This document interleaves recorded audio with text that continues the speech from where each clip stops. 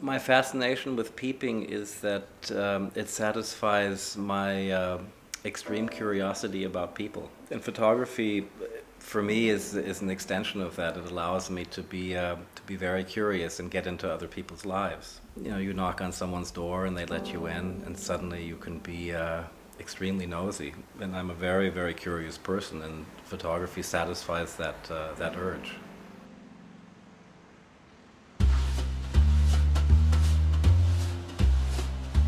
In 2008, my wife received a job offer to come to Paris.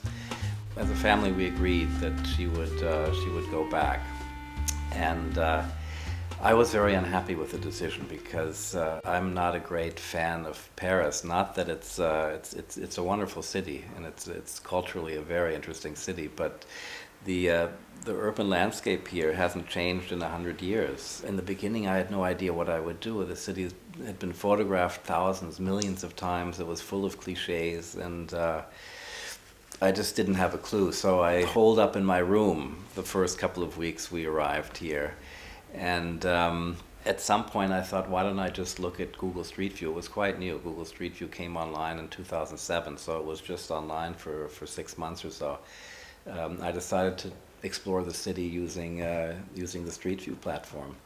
And one thing led to the next. I set up my camera and I started photographing certain scenes which I saw on the monitor. And it turned out to be a totally new way of looking at the city.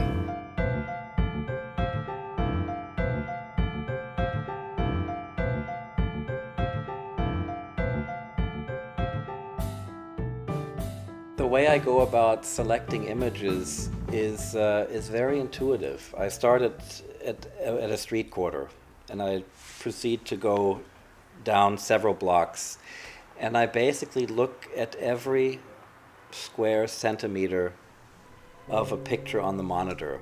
I try to look inside windows. I see if there are cars I can look into. I see if there are mirrors on cars where I can see something behind that car. I try to explore all the possibilities, and I'm not looking for anything specific, but if I see something which interests me, I photograph it.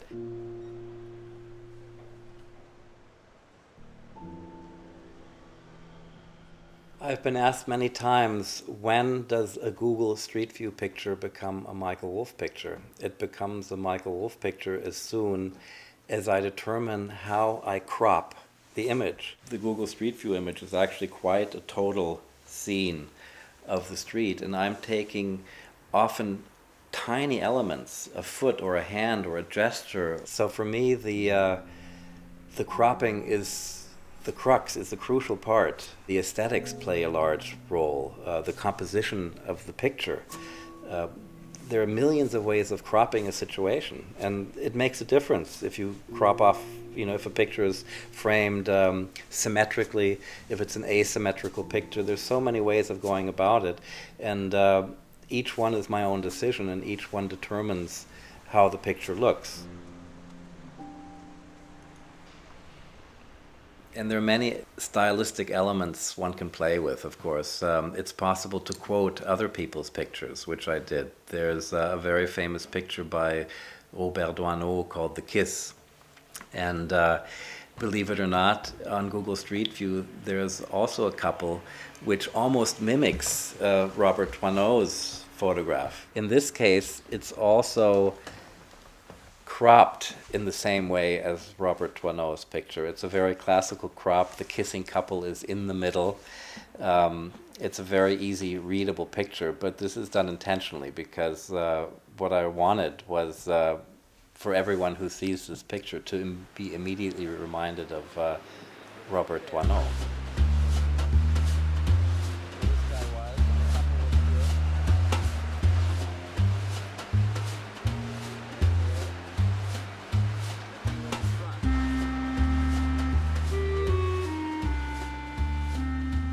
Of course, in Paris, Cartier-Bresson photographed a lot here in the city, and occasionally I would try to imitate his decisive moment style.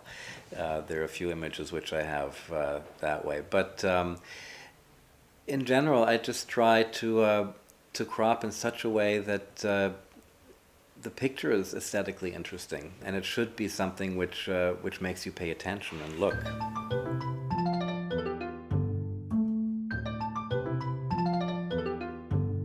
Another topic I worked on parallel to Paris Street View, I called a series of unfortunate events, of heart attacks, of car accidents, people falling off bicycles, car fires. And I always wondered, how can it be that exactly at that moment when a car catches fire, is the Google Street View camera there, or people kissing? I mean, all these things, but then when you think about it, if you have 4 or 5 camera cars going through the streets of a city 8 hours a day, the chances of them capturing some extraordinary or unfortunate event are actually quite large.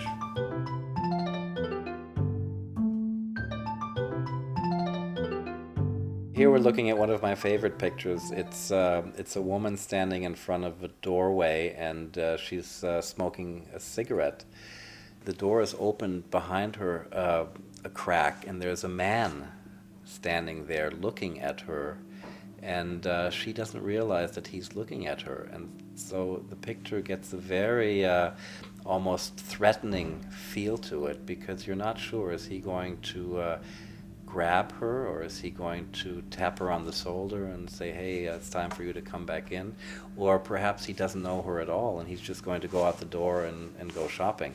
So again, it's a picture which is very ambiguous in its meaning, but potentially there are a lot of interesting different interpretations.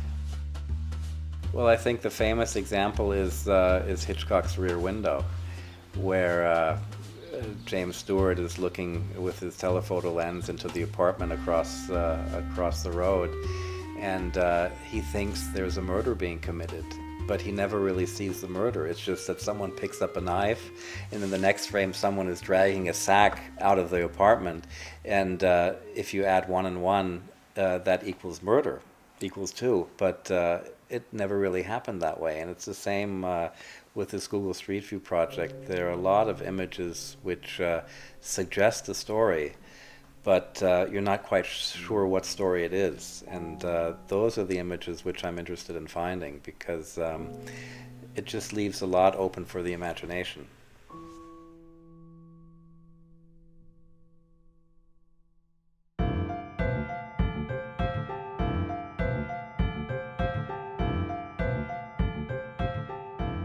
The idea behind Transparent City was a fascination with architecture. The whole topic came after I had worked on architecture of density. If you know that work, it's extremely two-dimensional and about surface. These buildings are all, they look like supermarket barcodes basically from far away. And the idea behind it was that Hong Kong is very two-dimensional, and Chicago would become three-dimensional and more about looking into the buildings rather than the surface.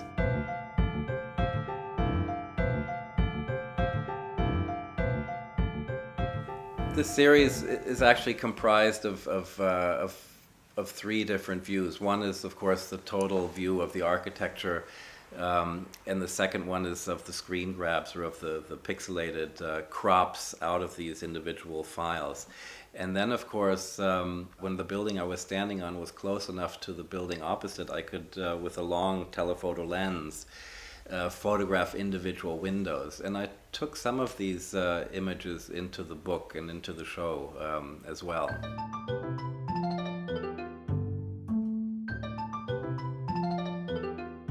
The pixelated close-ups of the Transparent City project were a conceptual decision I made after I had photographed all the architectural shots. I remember looking through my material, and I was a bit unhappy with the simplicity of it.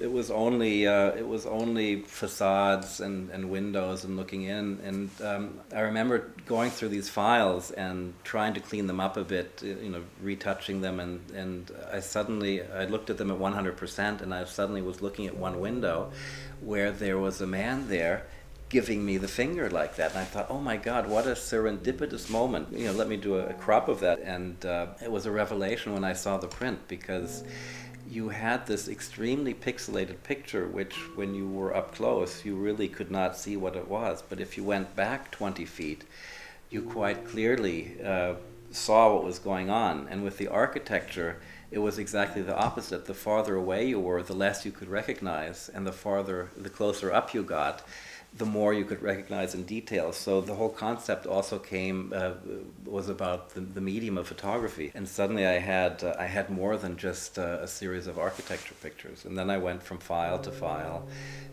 looking into windows. And that's, of course, this extremely voyeuristic moment again, where it's sort of like the Google Street View again, where I really went from window to window, because before I never really bothered to think about what's going on. And now I was seeing what is happening in all these windows and which window is worth it to do a crop.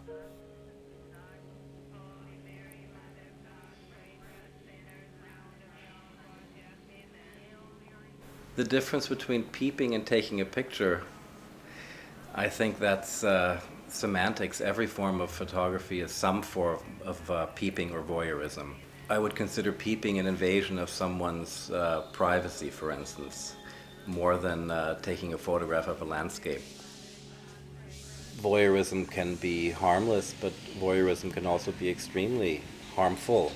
So I think you always have to think about what you're doing. Is the photograph which I'm taking, if other people see it, are the people who are in that photograph going to be harmed in some way? And that's something you really have to take into consideration. 1715, so it must be up here on this side. There, I see it. It's the red awning. It's right behind that. Here's the electric box, and here's the drain pipe. I never really am able to make a completed concept before I begin something. I always have to start working, and then things develop, and I often change in the middle, change directions, or I think of another facet. I think what happens to some people before they start on a project, that they become overwhelmed by the possibilities of what one can do, and that's often a hindrance to go out and do something. The great thing about photography, especially nowadays, that it doesn't cost anything. You just go out with your digital camera and you start photographing, even if you're not sure what you're doing. When I started off with photography, I had a few role models. I loved Eugene Smith and his humanitarian view, and it was something which influenced me tremendously. And I copied him. I mean, the spirit of his pictures were really important. It took me many, many years to find my own voice, but I think that's an extremely long process. And to begin with, one always imitates.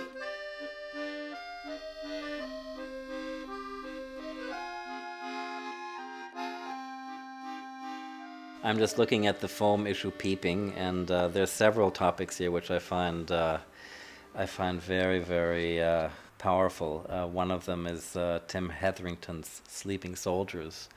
These sleeping soldiers I find very interesting, because this again is borderline between voyeurism, in the sense that you are photographing your subject without them being aware of it. I'm not sure how comfortable I would feel if I knew someone were going to come into my room while I'm sleeping and take my picture. I think spontaneously I wouldn't feel comfortable. But in this case, I think the topic is so strong. It's images of sleeping soldiers who've obviously had a really rough time fighting a war, and at night they're exhausted. And I think we've seen enough images of the direct fighting. It's always interesting to see an interpretation of a situation from a totally different angle. And why do I want to see someone shooting his M16 or whatever for the 100th time, or a tank going down a road? It makes me think much more about a situation when I see a solution which an artist has arrived at, which is totally unexpected.